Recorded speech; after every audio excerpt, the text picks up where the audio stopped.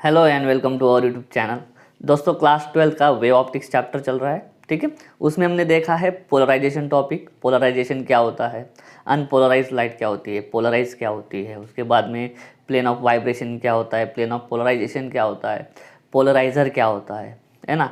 और last video में हमने देखा था ब्रूस्टर्स लॉ और उसका कंसेप्ट का क्या था, पोलराइजेशन बाय रिफ्लेक्शन, ठीक है। तो उसमें हमने क्या पढ़ा था कि अगर मान लो कोई एक ट्रांसपेरेंट मीडियम वाली बाउंड्री है, ये N1 N2 दो अलग अलग मीडियम है, कोई लाइट इंसिडेंट कर रही है और अगर वो ऑर्डिनरी लाइट है, कैसी लाइट है, ऑर्डिनरी लाइट, तो हमको ये जो रिफ्लेक्टेड लाइट है ना, ये कैसी मिलती है, स्टार्टिंग में पार्शियली पोलराइज्ड। कैसे, पार्शियली पोलराइज्ड। लेकिन जैसे जैसे अभी सुनना, जैसे जैसे ये हम एंगल ऑफ इंसिडेंस चेंज करते जाएंगे वैसे वैसे डिग्री ऑफ पोलराइजेशन, मतलब कितना परसेंटेज पोलराइज हो चुकी है light, the degree of polarisation depends on the angle of incidence, ठीक है, कितने एंगल से इंसिडेंट हो रही है। और ब्रूस्टर्स ने क्या बोला कि एक पर्टिकुलर एंगल आएगा जिसको बोलेंगे थीटा पी या थीटा बी, कि उस टाइम पे हमको जो रिफ्लेक्टेड लाइट है वो क्या मिलेगी, फुल्ली पोलराइज्ड, ठीक है, एक ही तरह का वाइब्रेशन उसमें प्रेजेंट होगा। और रिफ्लेक्टेड लाइट और रिफ्रैक्टेड लाइट, इनके बीच में कितना एंगल होगा, 90 डिग्री एंगल होगा। और उसके बाद में हमने देखा था कि थीटा बी कैसे निकालते हैं, tan inverse N2 upon N1 using Snell's law. तो लास्ट वाला कंसेप्ट जो था उसमें था पोलराइजेशन बाय रिफ्लेक्शन। आज हम देखने वाले हैं पोलराइजेशन बाय स्कैटरिंग। रिफ्लेक्शन वाले में कंडीशन क्या था कि degree of polarisation depends on angle of incidence, तो वैसा ही कुछ कंडीशन होगा स्कैटरिंग में कि जब कब हमें जो स्कैटर्ड लाइट है वो फुल्ली पोलराइज्ड मिलेगी, उसके लिए भी एक कंडीशन है, ठीक है। तो वो भी देखेंगे, जैसे रिफ्लेक्शन के लिए देखा वैसे ही हमको देखना है स्कैटरिंग के लिए। स्कैटरिंग वाला कंसेप्ट आप क्लास 11 में पढ़ चुके हो, फिर भी मैं स्कैटरिंग आपको एक्सप्लेन कर देता हूँ कि स्कैटरिंग एग्जैक्टली क्या होता है। स्कैटरिंग का डेफिनेशन क्या है, सनलाइट के बारे में ही ज़्यादा बोलते हैं। अगर क्लास 11 भी आपने देखा होगा तो उसमें स्काई का कलर ब्लू क्यों होता है, रेड क्यों होता है, रेलिक्स क्राइटेरिया क्या होता है ना, वो सारी चीज़ें आपने ऑलरेडी पढ़ा है। स्कैटरिंग आपको पता है, मैं डेफिनेशन आपको बता देता हूँ कि व्हेन सनलाइट, यानी कौन सी light, white light, is incident on an air molecule और a dust particle, it deflects। Deflect होना मतलब क्या, डायरेक्शन चेंज होना। मान लो सनलाइट इस डायरेक्शन से आ रही थी एक मीडियम में, ये सन है, ठीक है, उसने सनलाइट भेजी इस डायरेक्शन में, ये है वाइट बीम, वाइट बीम या सनलाइट का बीम। बीम मतलब क्या, एक डायरेक्शन में जाने वाले बहुत सारे रेस, उनको कलेक्टिवली क्या बोलते हैं, बीम बोलते हैं। मीडियम में आया और मीडियम में एक क्या था, स्कैटरर।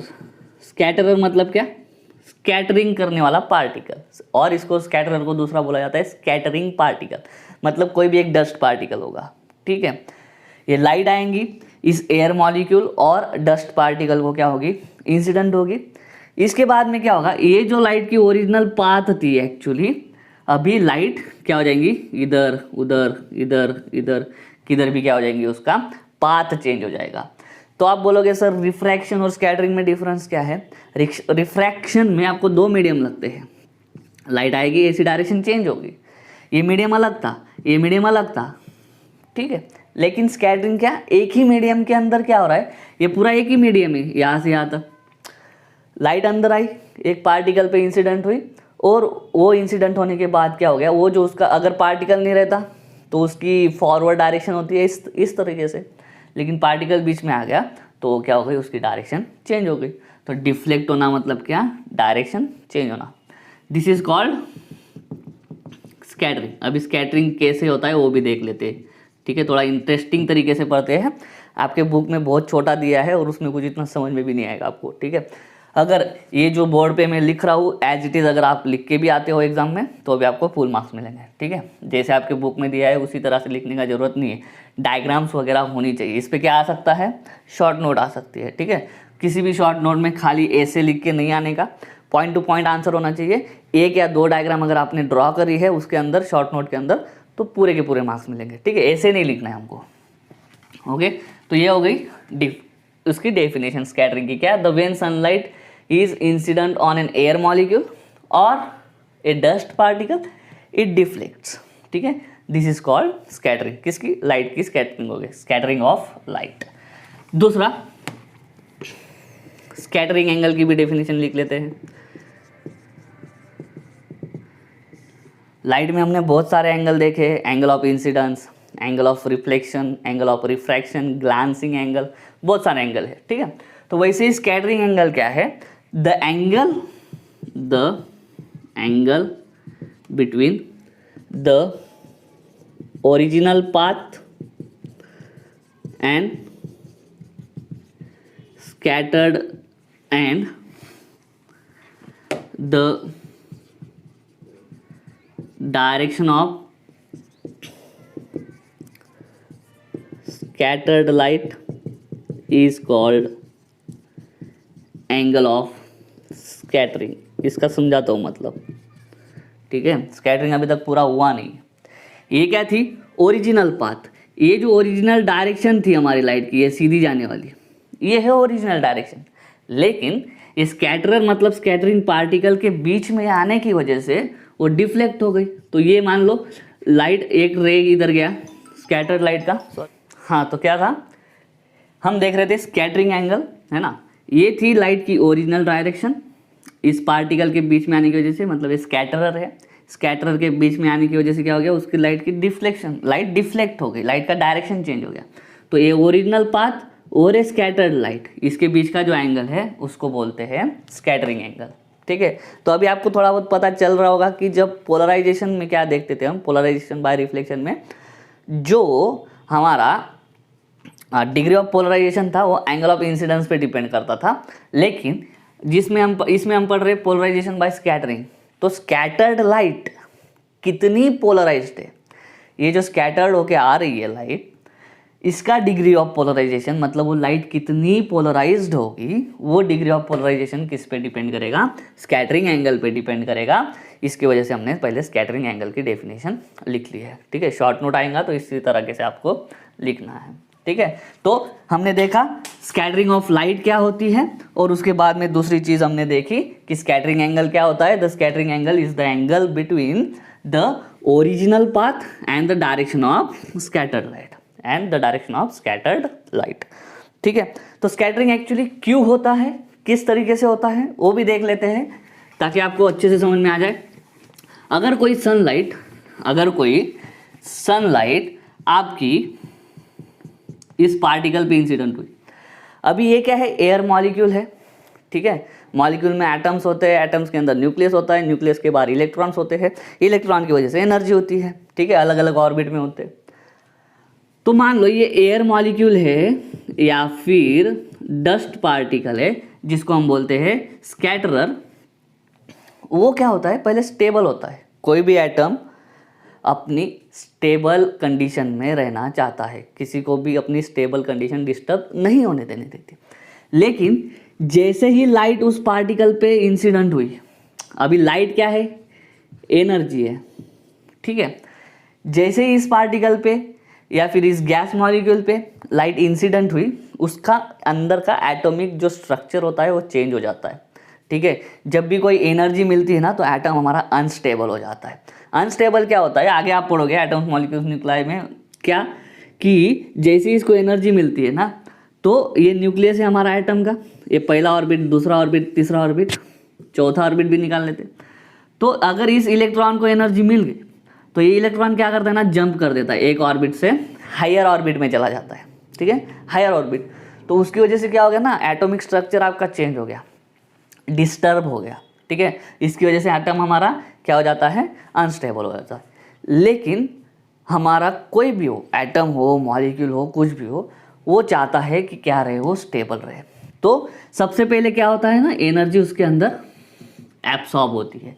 जैसे ही गैस मॉलिक्यूल पे लाइट एनर्जी इंसिडेंट होगी, कुछ तो एनर्जी एब्सॉर्ब होगी.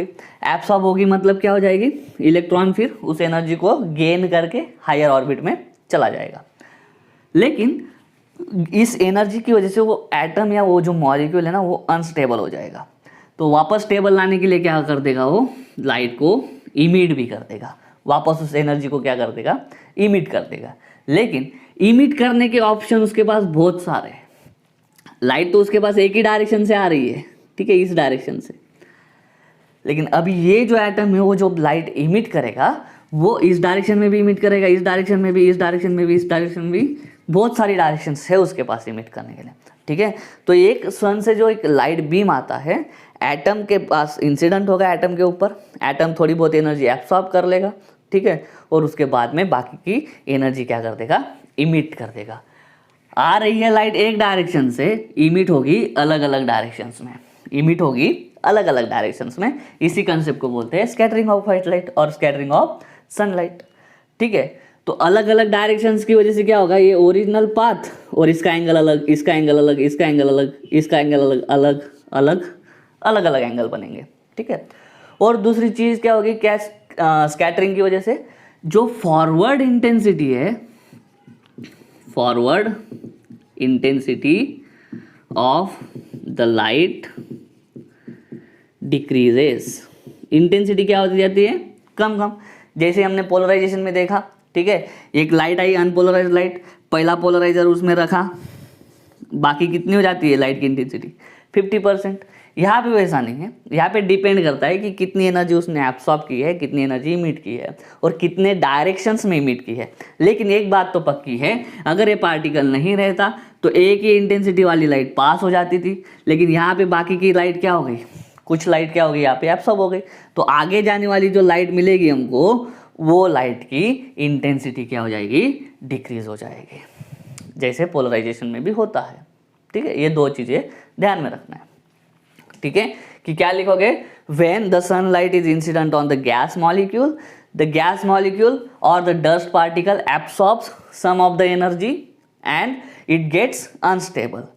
टू बिकम स्टेबल अगेन, मतलब दोबारा स्टेबल बनने के लिए वो क्या करता है, the molecule emits this light in different direction. This concept is called as scattering of light, and due to this scattering, the forward intensity of the light decreases, ठीक है। आपके बुक में और लिखा है कि अगर स्कैटरिंग नहीं होता तो हमको स्काई नहीं दिखता, सन नहीं दिखता, अगर हम डायरेक्टली सन को देखेंगे, अगर सन हमारे सामने आएगा तो ही हमको सन दिखेगा, या फिर स्कैटरिंग नहीं हुआ तो दिन में भी हमको तारे नजर आएंगे, वो सारी चीज़ें होगी, ठीक है। वो तो जस्ट थ्योरेटिकल पार्ट है। स्कैटरिंग अगर नहीं होता तो क्या क्या होता, हमको सन नहीं दिखता, सन को अगर हम सामने लाएंगे तो ही दिखेगा, ठीक है। लेकिन स्कैटरिंग की वजह से क्या होता है कि सनलाइट जो आती है वो रिफ्लेक्ट, कहीं से भी रिफ्लेक्ट हो के हमारे आँख तक पहुंचती है, तो जिस ऑब्जेक्ट से रिफ्लेक्ट होते आ रही है वो ऑब्जेक्ट भी दिखेगा और हमको सन भी दिखेगा। और अगर स्कैटरिंग नहीं होगा तो दिन में भी तारे हमको नज़र आ सकते हैं, ठीक है। और ब्लू कलर जो होता है स्काई का, वो भी स्कैटरिंग की वजह से होता है, रेड कलर जो होता है वो भी स्कैटरिंग की वजह से होता है, क्लास 11 में देख चुके हो। अभी हमको पढ़ना है कि पोलराइजेशन कैसे होता है स्कैटरिंग की वजह से, ये एक्सपेरिमेंटल कंसेप्ट है, ठीक है। अभी ध्यान से देखना है आपको, एक एक वर्ड को ध्यान से सुनना है तभी आपको समझ में आएगा, ठीक है। एक काम करते हैं, 3 डायरेक्शंस कंसिडर करके चलते हैं। ये डायरेक्शन है एक्स, ये डायरेक्शन है वाई और ये जेड, ठीक है।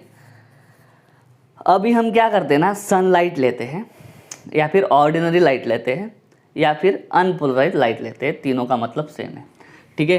अनपोलराइज्ड लाइट, ठीक है। इसकी कुछ चीज़ें लिख लेते हैं।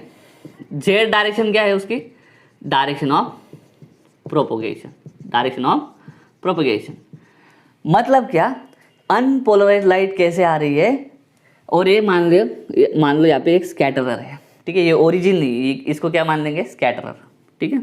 इसको क्या बोलेंगे हम, स्कैटरर या फिर स्कैटरिंग पार्टिकल। जेड डायरेक्शन से अनपोलराइज्ड लाइट इधर आ रही है, ठीक है। ये स्कैटरर पे इंसिडेंट होगी वो बाद में। मुझे बताओ इलेक्ट्रिक वेक्टर के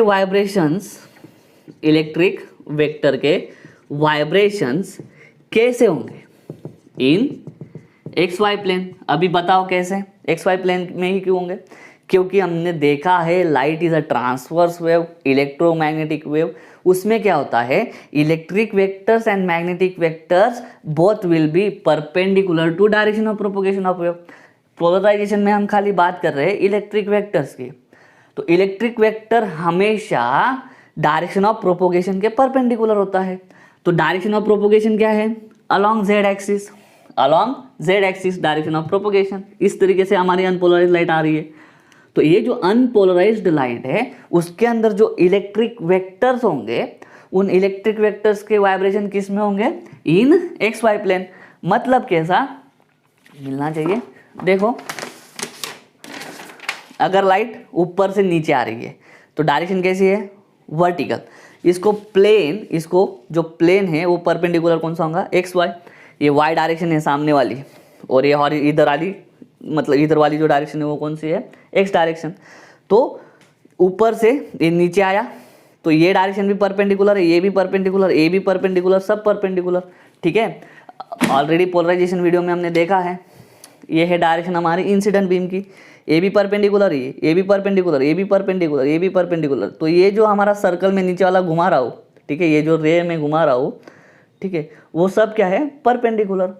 तो ये जो परपेंडिकुलर डायरेक्शन है इंसिडेंट लाइट को, जो मैंने अभी परपेंडिकुलर दिखाया आपको, वो एक्स वाई प्लेन के अंदर हमारे इलेक्ट्रिक वेक्टर्स होंगे। तो अभी ध्यान दो कि जो इलेक्ट्रिक वेक्टर के वाइब्रेशन है वो सिर्फ एक्स वाई प्लेन में है, जेड डायरेक्शन में कोई भी इलेक्ट्रिक वेक्टर का वाइब्रेशन प्रेजेंट नहीं होगा। सारे इलेक्ट्रिक वाइब्रेशंस किस में होंगे, एक्स वाई प्लेन में। क्यों, due to the transverse nature of light. ठीक है, ओके। अभी स्कैटरर क्या करेगा, it will scatter the light in different directions with different scattering angles. Simple है, आने वाला लाइट बीम एक ही डायरेक्शन से आ रहा, कौन सी, जेड डायरेक्शन से। ये बाकी की एनर्जी एब्सॉर्ब कर लेगा, बाकी की इमिट कितनी डायरेक्शन में करेगा, लाइट इमिट करने के लिए इसके पास बहुत सारी डायरेक्शन है। तो बाकी की लाइट इधर जाएगी, बाकी की लाइट इधर, इसमें और भी ज़्यादा डायरेक्शंस है। यहाँ पे इलेक्ट्रिक वेक्टर्स की वाइब्रेशन कैसे, ये एक्स वाली दिखाता हूँ, ये मैं वाई वाले वाइब्रेशंस दिखाता हूँ। इसमें और अलग अलग वाइब्रेशंस भी है। ठीक है, इसमें इलेक्ट्रिक वेक्टर्स के जो इंसिडेंट लाइट आ रही है, इस वाले ऐसे वाले वाइब्रेशंस भी प्रेजेंट है, ऐसे वाली भी प्रेजेंट है, ऐसे भी, ऐसे भी, ऐसे भी, ऐसे भी, ऐसे भी, ऐसे भी, सब तरीके के वाइब्रेशंस प्रेजेंट है। एक्स वाई प्लेन के अंदर वो वाइब्रेशंस हो रहे हैं। लेकिन डायग्राम में दिखाने के लिए मैं कितना दिखा रहा हूँ, एक एक्स एक्सिस वाला वाइब्रेशन दिखा रहा हूँ, एक वाई वाला, जेड का तो प्रेजेंट है ही नहीं। क्यों, due to transverse nature. Electric vector अगर डायरेक्शन हमारी प्रोपोगेशन ऑफ लाइट की जेड एक्सिस में है, तो इलेक्ट्रिक वेक्टर किस प्लेन में होंगे, एक्स वाई प्लेन में होंगे। ठीक है, तो जैसे ही यहाँ पे लाइट आई, क्या हो जाएगी, लाइट स्कैटर्ड हो जाएगी, इमिट हो जाएगी लाइट अलग अलग डायरेक्शंस में। तो अलग अलग डायरेक्शन की वजह से एंगल भी क्या होंगे, अलग अलग। मतलब क्या है, अलग अलग, द स्कैटर द लाइट। स्कैटरर क्या करेगा, it will scatter the light in different directions with different scattering angles. अगर डायरेक्शन अलग अलग है तो इस डायरेक्शन का इस डायरेक्शन का अलग 90 डिग्री है, इस डायरेक्शन से इस डायरेक्शन का एंगल अलग अलग है। ठीक है, तो डायरेक्शन अलग अलग होने की वजह से स्कैटरिंग एंगल भी क्या हो गए, अलग अलग। ठीक है, और यहाँ पे एक चीज़ बहुत ज़्यादा जरूरी लिखने की है, द डिग्री ऑफ पोलराइजेशन,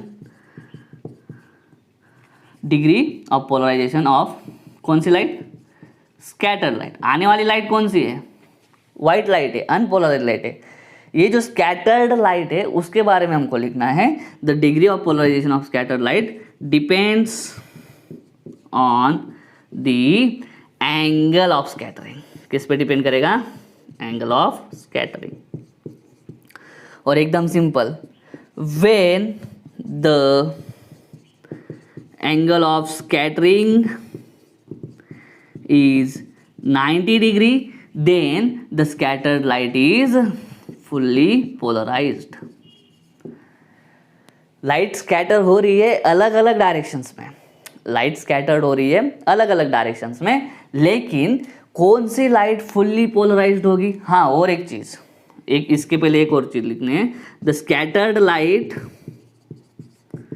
कौन सी भी डायरेक्शन में हो, scattered light is partially polarise, जैसे हमने इसमें देखा था, किसमें, ब्रूस्टर्स लॉ में, या पोलराइजेशन बाय रिफ्लेक्शन में, कि क्या लाइट इंसिडेंट होगी, रिफ्लेक्ट भी होगी। रिफ्लेक्टेड लाइट क्या थी, पार्शियली पोलराइज्ड, और उसमें लिखा था कि the degree of polarisation depends on the angle of incidence. यहाँ पे भी वैसे लिखेंगे, the scattered light is partially polarised and the degree of polarisation depends on the angle of scattering. और क्या ऑब्जर्व हुआ उनको कि जब भी एंगल ऑफ स्कैटरिंग क्या था 90 degree, the scattered light will be fully polarised. ठीक है, अभी आ रही है हमारी लाइट कौन सी डायरेक्शन से, जेड डायरेक्शन से। अभी हम लाइट स्कैटर्ड हो गई और हम दो जगह पे रुक गए, मैं रुक गया वाई एक्सिस पे, एक दूसरा रुक गया एक्स एक्सिस पे। वाई एक्सिस क्या है, इसको परपेंडिकुलर, मतलब क्या, एंगल ऑफ स्कैटरिंग कितना मिलेगा 90 डिग्री। एक्स एक्सिस भी क्या है, इस डायरेक्शन ऑफ प्रोपोगेशन को, ओरिजिनल पाथ को परपेंडिकुलर, तो इस डायरेक्शन में जो भी स्कैटरिंग लाइट जाएगी वो भी क्या मिलेगी हमको, फुल्ली पोलराइज्ड। अभी फुल्ली पोलराइज्ड मतलब क्या, वो भी हमको पढ़ना है कि एक्स एक्सिस की तरफ जो जाने वाली लाइट है उसके अंदर कौन से वाइब्रेशंस प्रेजेंट होंगे, वाई एक्सिस की तरफ जो जाने वाली लाइट है उसके अंदर कौन से वाइब्रेशंस होंगे। पहले तो क्या था, ये इसके अंदर सारे वाइब्रेशंस प्रेजेंट थे जो एक्स वाई प्लेन के अंदर थे। ठीक है, लेकिन अभी हमको देखना है कि एक्स एक्सिस के साइड से जब हम देखेंगे, ठीक है, या फिर अगर कोई लाइट स्कैटर्ड होके इस डायरेक्शन में जाएंगी, इस डायरेक्शन में जाने वाली लाइट का स्कैटरिंग एंगल कितना होगा 90 डिग्री, तो ये लाइट कैसी मिलेंगी हमको, ये डायरेक्शन में जाने वाली फुल्ली पोलराइज्ड। सिमिलरली ये डायरेक्शन में जाने वाली लाइट भी कैसी मिलेगी हमको, फुल्ली पोलराइज्ड। लेकिन इसके अंदर कौन से वाइब्रेशंस प्रेजेंट होंगे खाली, इसके अंदर कौन से वाइब्रेशंस प्रेजेंट होंगे खाली, वो भी हमको देखना है। ठीक है, चलिए वो देखते हैं। इतना समझ में आ गया होगा, अगर इसका स्क्रीनशॉट ले सकते हो तो ले लो। बुक में इस तरह का कोई भी आपको कंसेप्ट नहीं दिया है अच्छी तरीके से, बुक में थोड़ा क्या बोलते हैं इसको, अच्छी तरीके से कवर नहीं किया है। ठीक है, तो स्क्रीनशॉट अगर लेना चाहते हो तो ले सकते हो। ठीक, तो अभी हम देखेंगे कि एक्स डायरेक्शन से देखेंगे तो क्या होगा। ठीक है, when scattered light is seen along x axis, बताओ स्टार्टिंग में जब लाइट हमारी इंसिडेंट हो रही थी इसके अंदर जेड वाले वाइब्रेशंस नहीं थे, क्योंकि जेड क्या थी, direction of propagation of light. तो इसके अंदर जिस डायरेक्शन में प्रोपोगेट हो रही है लाइट, उस डायरेक्शन को हमारे इलेक्ट्रिक वेक्टर्स क्या होते हैं, परपेंडिकुलर। तो जेड डायरेक्शन में इंसिडेंट हो रही है, तो इस लाइट में जो इंसिडेंट लाइट है उसके अंदर तो जेड डायरेक्शन वाले वाइब्रेशंस प्रेजेंट नहीं होंगे, सिर्फ एक्स वाई प्लेन वाले वाइब्रेशंस होंगे। लेकिन उसमें भी मान लो लाइट यहाँ से स्कैटर्ड होकर एक्स डायरेक्शन में गई। अभी बताओ, पहले ही आने वाले लाइट के पास जेड वाले वाइब्रेशन नहीं थे, अभी लाइट स्कैटर्ड होके गई एक्स डायरेक्शन में। बताओ अभी जो स्कैटर लाइट की जो क्या बोलते हैं उसको, डायरेक्शन ऑफ प्रोपोगेशन क्या हो गया, एक्स एक्सिस। तो डायरेक्शन ऑफ प्रोपोगेशन जो है लाइट की, उसको हमारे इलेक्ट्रिक वेक्टर्स क्या होंगे, परपेंडिकुलर। तो एक्स एक्सिस को परपेंडिकुलर कितने हो गए, 2, वाई और जेड। तो आप बोलोगे कि सर ये जो स्कैटर्ड लाइट उस डायरेक्शन में जा रही है उसके अंदर कौन से वाइब्रेशंस प्रेजेंट होंगे, वाई जेड प्लेन वाले। लेकिन आप ध्यान देना कि आने वाले लाइट के पास पहले ही जेड डायरेक्शन वाले वाइब्रेशंस नहीं है, और वही लाइट इधर स्कैटर्ड हो रही है। तो अभी इधर जब स्कैटर्ड होगी तो उसके पास एक्स वाले वाइब्रेशंस भी प्रेजेंट नहीं होंगे, क्योंकि ट्रांसवर्स नेचर ऑफ लाइट क्या बोलता है कि direction of propagation of wave को हमारे इलेक्ट्रिक वेक्टर्स परपेंडिकुलर होंगे। परपेंडिकुलर दो डायरेक्शंस वाई और जेड, लेकिन जेड वाले वाइब्रेशंस तो उसके अंदर पहले से ही नहीं है। ठीक है, तो इसके अंदर खाली कौन से वाइब्रेशंस होंगे, वाई वाले। मतलब ए से वाई वाले में निकाल रहा हूँ, क्यों, जेड वाले तो है ही नहीं, तो परपेंडिकुलर ऐसा सीधा वाला नहीं डाल सकते। तो कौन सा वाला परपेंडिकुलर आएगा, खाली वाई वाला परपेंडिकुलर। तो इसका मतलब क्या है, when the scattered light is seen along x axis it has the electric vectors vibrating perpendicular to x axis but parallel to y axis, but parallel to y axis। z वाले तो है ही नहीं, y axis के along वाले vibrations मिलेंगे। दूसरा, when scattered light, बताओ इसका क्या होगा, is seen along y axis. जब हम अभी इस साइड पे जो स्कैटर्ड होकर लाइट आ रही है उसकी तरफ देखेंगे, ये y एक्सिस वाली लाइट भी क्या होंगी, फुल्ली पोलराइज्ड, तो उसके अंदर भी खाली एक टाइप वाले ही वाइब्रेशंस प्रेजेंट रहेंगे। अभी वापस फिर से आने वाली लाइट में z वाले है ही नहीं, और स्कैटर्ड लाइट में y वाले भी नहीं रहेंगे, क्योंकि इस डायरेक्शन में प्रोपोगेट हो रही है स्कैटर्ड लाइट, तो इस डायरेक्शन वाले इलेक्ट्रिक वेक्टर भी नहीं होंगे, क्योंकि इलेक्ट्रिक वेक्टर्स क्या होने चाहिए, परपेंडिकुलर। तो आने वाली लाइट में z नहीं है, इधर जाने वाली लाइट में y नहीं है, सिर्फ कौन से डायरेक्शन वाले वाइब्रेशंस प्रेजेंट रहेंगे, सिर्फ बचा कौन, परपेंडिकुलर x बचा, तो सिर्फ इसके अंदर कौन से वाइब्रेशंस प्रेजेंट रहेंगे, x वाले। तो x को परपेंडिकुलर मतलब क्या, ये हॉरिजॉन्टल वाइब्रेशंस इसके अंदर प्रेजेंट रहेंगे, इसको परपेंडिकुलर। तो यहाँ पे सिंपल क्या, इट हैज दी सेम लिखूंगा मैं, इलेक्ट्रिक वेक्टर्स, खाली दो चीजें चेंज, वाइब्रेटिंग परपेंडिकुलर टू, अभी एक्स एक्सिस की जगह पे क्या लिखूंगा, Y axis, but parallel to कौन सा, अभी एक्स एक्सिस, करेक्ट है। तो जो इंसिडेंट लाइट है अनपोलराइज्ड, और स्कैटर्ड लाइट कैसी मिलेगी, स्कैटर्ड लाइट मिलेंगी पार्शियली पोलराइज्ड। लेकिन एक कंडीशन अगर सेटिस्फाई हो जाती है, कौन सी कंडीशन, स्कैटरिंग एंगल अगर 90 डिग्री मिल जाता है, स्कैटरिंग एंगल अगर 90 डिग्री मिल जाता है, मतलब क्या, जो इंसिडेंट ओरिजिनल पाथ है और जो स्कैटर्ड लाइट का डायरेक्शन है, ओरिजिनल डायरेक्शन और स्कैटर्ड डायरेक्शन के बीच का एंगल जो है उसको बोलते हैं स्कैटरिंग एंगल। तो अगर स्कैटरिंग एंगल 90 डिग्री है, तो उस 90 डिग्री के अलॉन्ग जाने वाली जो लाइट है, जो स्कैटर्ड लाइट है, वो क्या मिलेंगी हमको, फुल्ली पोलराइज्ड मतलब कुछ वाइब्रेशंस ब्लॉक होंगे, ओनली स्पेसिफिक डायरेक्शन वाले वाइब्रेशंस पास होंगे। तो दो डायरेक्शन, एक डायरेक्शन जेड मान ली इंसिडेंट, और उसको दो डायरेक्शन परपेंडिकुलर दे ली, एक एक्स वाली एक वाई वाली। तो एक डायरेक्शन में जाने वाली लाइट कैसी मिली, फुल्ली पोलराइज्ड, वाई में जाने वाली लाइट कैसी मिली, फुल्ली पोलराइज्ड। तो ओनली कौन से वाइब्रेशंस प्रेजेंट होंगे एक्स में, ऐसे वाइब्रेशंस प्रेजेंट होंगे जो इस एक्स को क्या होंगे, perpendicular, due to transverse nature. Already Z नहीं है, तो इसके अंदर खाली कौन से वाइब्रेशंस प्रेजेंट रहेंगे, perpendicular to X axis but parallel to Y axis. जो वाई में जाने वाली लाइट है, वो लाइट के इलेक्ट्रिक वेक्टर्स वाई को परपेंडिकुलर होंगे, वाई को परपेंडिकुलर दो, जेड और एक्स, लेकिन जेड वाले तो पहले से ही नहीं है, तो सिर्फ कौन से डायरेक्शन वाले इलेक्ट्रिक वेक्टर्स डायरेक्शन की तरफ प्रोपोगेट होंगे, वो होंगे the vibrations which are perpendicular to Y axis but parallel to X axis. तो इस तरीके से हमको फुल्ली पोलराइज्ड लाइट मिलती है ड्यू टू स्कैटरिंग। तो ये वाली डायग्राम भी आप निकाल दोगे ना तो भी चलेगा, जो सनलाइट वाली डायग्राम निकाली वो भी निकाल दो चलेगा, मतलब दो डायग्राम निकाल दो, बाकी जो भी मैंने बोर्ड पे लिखा है अभी तक वो एज इट इज लिख के आ जाओ। 2 मार्क का हो, 3 मार्क का हो, 4 मार्क का हो, ये शॉर्ट नोट आपको टोटल मार्क्स मिलेंगे, आपको आउट ऑफ मार्क्स मिलेंगे। उम्मीद करता हूँ समझ में आ गया होगा। अगर ऐसा है तो वीडियो को लाइक करो, वीडियो को शेयर करो, चैनल को सब्सक्राइब कर देना। मिलता हूँ नेक्स्ट वीडियो में, तब तक के लिए चाहिए।